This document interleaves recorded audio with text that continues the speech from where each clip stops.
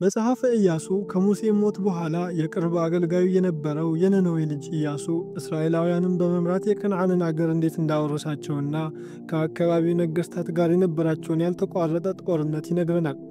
በስተመጨረሻም የኢያሱ ስንብትና ሞት ተርኮልን መጽሐፉ ይቋጫል። በዛሬው ቪዲዮአችን ከባለፈው ቪዲዮ የቀጠለ ቁጥር 2 የኢያሱ መጽሐፍን በስፋት እንዳስሰዋለን። ቪዲዮውን እስከ መጨረሻው ድረስ ተከታተሉት። በተለምዶ መጽሐፉ በኢያሱ እጅ እንደተጻፈ የሚነገር ሲሆን በጉዳዩ ላይ ጥናት ያደረጉ ምሁራን ግን ከኢያሱ በኋላ 600 ዓመታትን ቆይቶ እንደተጻፈ ይስማሙበታል። ኢያሱ የኖረው በ1300 ከክርስቶስ ልደት በፊት እንደሆነ የሚገመት ቢሆንም መጽሐፉ ከ3ኛው እስከ 5ኛው ክፍለ ዘመን በተጻፈው የአይሁዶች የባቢሎን ታልሙድ ውስጥ እንዲካተት ተደርጓል። የፕሮቴስታንት ንቅናቄ መስራች የሆኑት ጆን ካልቪን እና ቶማስ ሆቤስ መጽሐፉ ከኢያሱ ህልፈት በኋላ ባልታወቀ ሰው የተጻፈ ስለመሆኑ የደረሱበትን ጥናት አሳውቋል። የጀርመን የመጽሐፍ ቅዱስ ተመራማሪ የሆነው ማርቲን ኖት በ1943 በበኩላቸው መጽሐፉ ኢያሱ በባቢሎን ምርኮን ማለትም ከክርስቶስ ልደት በፊት በ6ኛው ዓመት በአንድ ጸሐፊ የተሰበሰበና እርምት የተደረገበት ሊሆን ይችላል ብሏል። መጽሐፈ ኢያሱ በአብዛኛው እውነተኛ ታሪክ ሳይሆን የተለያዩ ዘመናት ክስተቶችን አንድ ላይ በመጠቅለል በኢያሱ የብዕር ስም የተጻፈ ስለመሆኑ የዘመናችን ምሁራን ደርሰውበታል። ለአብነት ኢያሱ በመጽሐፉ በምዕራፍ 10 ቁጥር 3 እና በምዕራፍ 11 ከቁጥር 1 ላይ የአሶርንና የለኪሶን ከተማዎች እንዳቃጠላቸውና በውስጣቸው ያለውን ሁሉ እንዳጠፋ የሚተርክልን ሲሆን ነገር ግን የታሪክ አጥኚዎች እነዚህ ከተማዎች የፈረሱት ከኢያሱ በኋላ እንደሆነ ይስማማሉ። ኬብሮን የተባለችውን ከተማ ስናይ ደግሞ በመጽሐፈ ኢያሱ ምዕራፍ 15 ከቁጥር 3 ላይ ኢያሱ ለካሌብ እንዳወረሰውና ከዚያም ተጨማሪ ከተሞችን እንደያዘ ይተርካል። ነገር ግን ይህ ታሪክ ተመሳሳይ በሆነ ቃል በመጽሐፈ መሳፍንት ምዕራፍ 1 ከቁጥር 10 እስከ 20 የተጻፈ ሲሆን በምዕራፍ 1 ከቁጥር 1 ላይ ኢያሱ ከሞተ በኋላ የካሌብ ወንድም ይሁዳ ኬብሮን የምትባለውን ከተማ ዘምቶባት ከያዛት በኋላ ለካሌብ እንደሰጠው ይነግረናል። እንዲሁም ካሌብ በኢያሱ ዘመን በመጽሐፈ ኢያሱ ምዕራፍ 15 ከቁጥር 15 እስከ 19 ላይ ብናየው የዳቤርን ከተማ እንደያዛት የተገለጸ ሲሆን ነገር ግን ይህች ከተማ በካሌብ እጅ የገባችው ከኢያሱ ሞት በኋላ መሆኑን በመጽሐፈ መሳፍንት ምዕራፍ 1 ከቁጥር 11 እስከ 15 ላይ ተተርኮ እናገኘዋለን።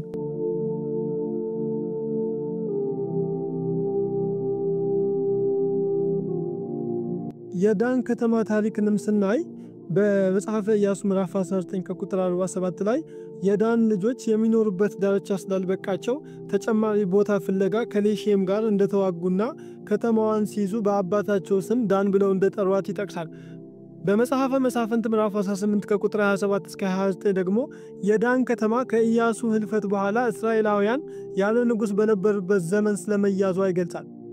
ሄርማ ስለተባለችው ከተማ ደግሞ ስናይ በመጽሐፈ መሳፍንት ምዕራፍ 1 ከቁጥር 17 ላይ ሄርማ የተባለችው ከተማ እስራኤላውያን ከኢያሱ ሞት በኋላ በመሳፍንት ዘመን ይሁዳም ከወንድሙ ከስምዖን ጋር ሄደ፣ የጽፋት የተቀመጡትንም ከነዓናውያን መቱ፣ ፈጽመው ማጠፏት፣ የከተማይቱንም ስም ሄርማ ብለው ጠሯት በማለት ሄርማ ስሟን ያገኘችው ከኢያሱ በኋላ እንደሆነ ይገልጻል።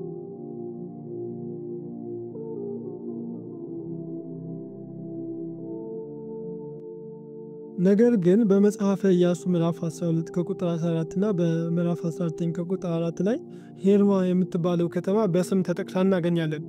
ይህም መጽሐፉ ከኢያሱ ህልፈት በኋላ ዘግይቶ የተዘጋጀ ስለመሆኑ ፍንጭ ይሰጠናል። ኬጣውያንን በተመለከተ ኢያሱ በመጽሐፉ መግቢያ በምዕራፍ 1 ከቁጥር 4 ላይ እግዚአብሔር ለነሱ ቃል እንደገባላቸውና ከምድረ በዳውም እስራኤላውያንን ከምድረ በዳው ከዚያም ከሊባኖስ ጀምሮ እስከ ታላቁ ወንዝ እስከ ኤፍራጥስ ድረስ የኬጣውያንን ምድር ሁሉ እስከ ፀሐይ መግቢያ ድረስ እስከ ታላቁ ባህር ድረስ ቃል እንደገባላቸው ተናግሯል። ይሁን እንጂ ከኢያሱ በኋላ በደቡብ ምዕራብ ሶሪያ በቱርካዊ ጦረኛ ሱፒሊማስ እስከ ተያዘችበት ጊዜ ድረስ የኬጣውያን ውስጥ ምንም አይነት ንጉሥ እንዳልነበረ የታሪክ አጥኚዎች አረጋግጧል።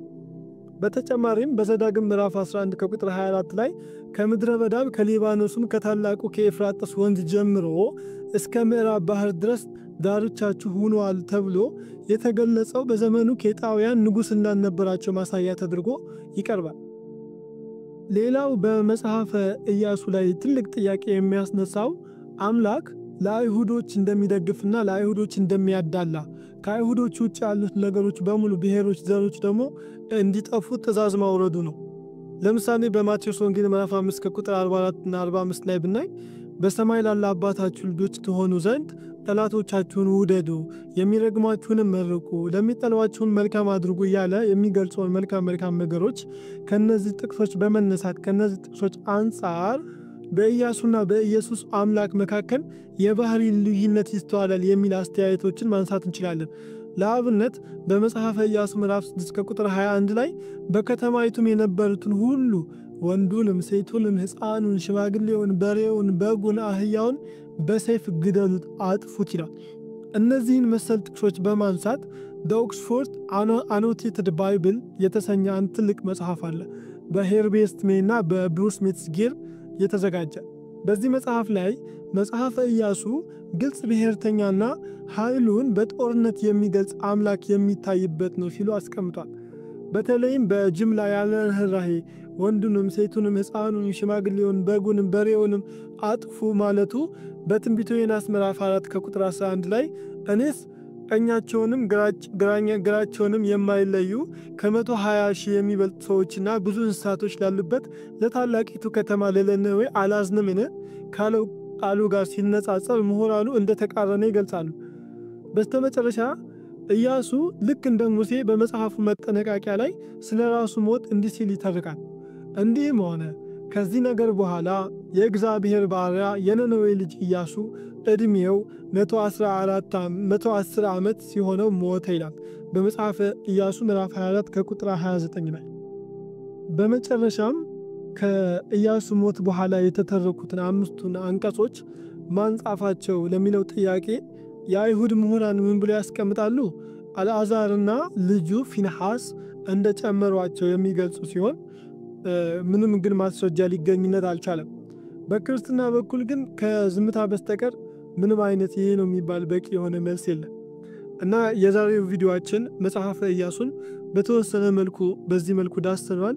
አቃለው ድምጼ ትንሽ ጥሩልና ልክ አይደለም። በቀጣይ ቪዲዮ ቀጣይ አርስታችን ምን እንደሆነ የሚሆነው መጽሐፈ መሳፍንትን ማን ጻፈው የሚለው መጽሐፈ መሳፍንት ላይ እንገባለን።